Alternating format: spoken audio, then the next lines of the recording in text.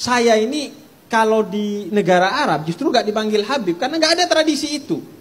Tradisi menghormati keturunan Nabi itu terbesar dan tertinggi di Indonesia. Di Indonesia.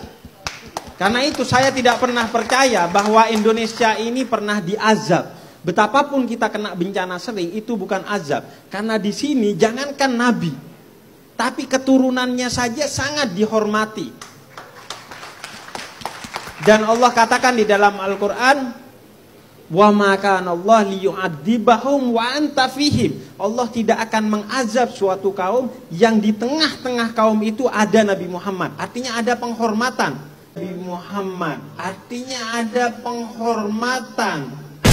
Entah ini karena sebuah kebodohan atau karena memang kebiasaan para kabib-kabib Ba'alawi itu memang suka pelintir-pelintir ayat ya.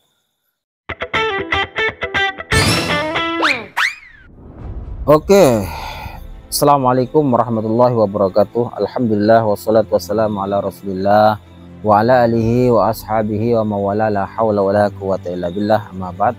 Langsung saja sahabat, entah ini karena sebuah kebodohan atau karena memang kebiasaan para kabib-kabib Ba'alawi itu memang suka pelintir-pelintir ayat ya.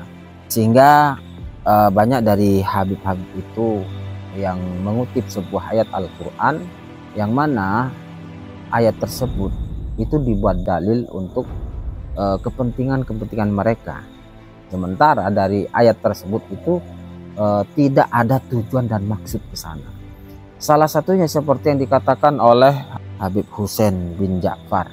Dia mengatakan bahwa saya tidak meyakini Indonesia ini pernah diadab oleh Allah. Karena apa? Karena orang Indonesia sangat menghargai, menghormati zuriyah Nabi. Jangankan kepada Nabi, tapi kepada cucu-cucunya, kepada zuriyahnya, orang Indonesia itu sangat mencintai dan menghormati zuriyahnya atau cucu-cucunya. Sehingga kenapa Indonesia ini tidak akan pernah diadab oleh Allah, gitu, kata Habib Husain bin Ja'far. Kemudian dia mengutip sebuah ayat, wa ma kana Allahu liyu'adzibahum wa anta fihim wa ma kana Allahu mu'adzibahum wa hum yastaghfirun. Dan Allah tidak akan menyiksa mereka sementara engkau Muhammad itu ada di antara mereka, orang-orang kafir maksudnya ya. Ayat ini dibuat dalil oleh Habib Husain bin Ja'far tersebut untuk menguatkan pengakuannya sebagai zuriyah Nabi. Agar kenapa? Agar Indonesia tetap aman. Agar Indonesia ini tidak akan diazab oleh Allah. Begitu narasi dari ucapan-ucapan sebelumnya. Kemudian dia mengambil kutipan ayat tersebut untuk menguatkan.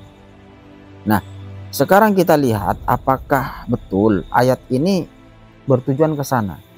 Karena kenapa? Karena kalau kita berbicara ayat Al-Quran itu tidak boleh lepas dari yang namanya asbabun nuzulnya. Nah, ternyata di sini Habib Husain bin Ja'far itu memelintir bahasa wa maka nallahu liyu'adzibahum. Hum yang dalam arti itu adalah orang-orang kafir itu diartikan kaum. Sehingga apa namanya, narasinya sudah agak berbeda. Selama Nabi Muhammad berada di satu kaum itu, maka kaum itu tidak akan pernah disiksa. Seakan-akan seperti itu. Kalau kita melihat rentetan ayat yang ada di sana, bagaimana ayat tersebut ini masih terhubung dengan ayat sebelumnya.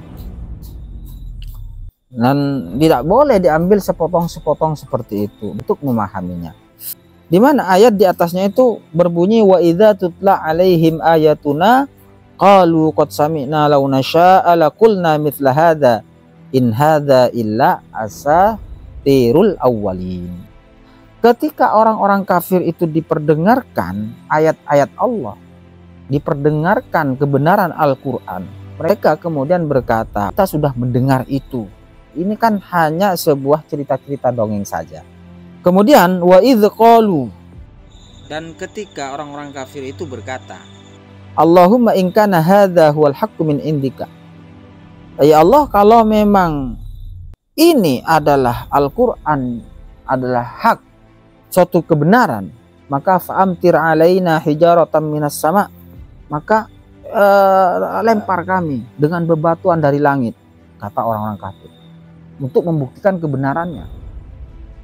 Awitina bi'adzabin alim, atau segera timpa kami dengan siksa-siksa yang sangat pedih.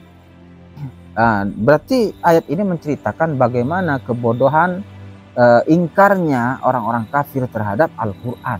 Kalau memang Al-Quran ini benar, ya coba sekarang timpakan kami, lempar kami dengan batu-batu dari langit, atau datangkan kami siksa-siksa yang pedih seketika itu. Kemudian turun ayat wa ma kana Allahu liyu'adzibahum wa anta fihim. Kemudian perkataan Allah, dan Allah tidak akan menyiksa mereka, orang-orang kafir, sementara Nabi Muhammad berada di situ.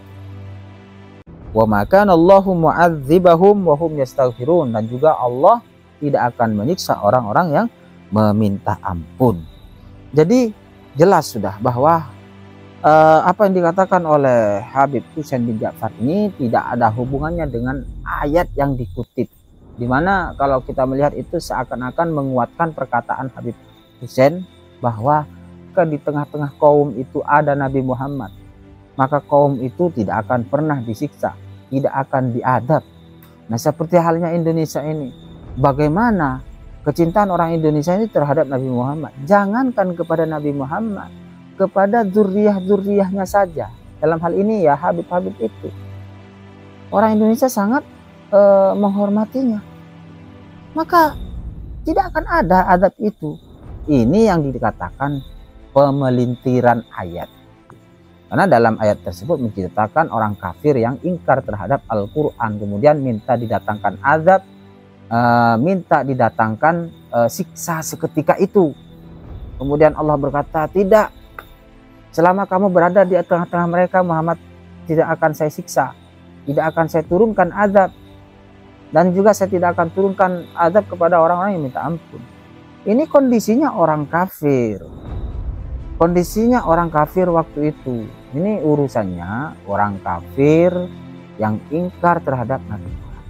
Ini sangat jauh sekali ketika ayat ini diperkuat untuk pengakuan mereka sebagai zuriyah Nabi yang bisa memberikan keamanan. Ini namanya ngedabrus juga ini namanya. Jadi intinya kebanyakan lah memang Habib-Habib itu hampir rata-rata ketika mengutip ayat ini ya perlu kita perhatikan betul apakah asbabun nuzulnya itu sudah sesuai dengan yang dia kutip. Kalau saya perhatikan itu ternyata banyak Habib yang justru Habib yang kaliber itu yang mengutip ayat Al-Quran ya sesuai kepentingan mereka. Padahal ayat tersebut tidak bertujuan dan tidak ada hubungannya dengan perkataan-perkataan mereka ataupun tendensi-tendensi mereka. Mungkin itu saja. Assalamualaikum warahmatullahi wabarakatuh.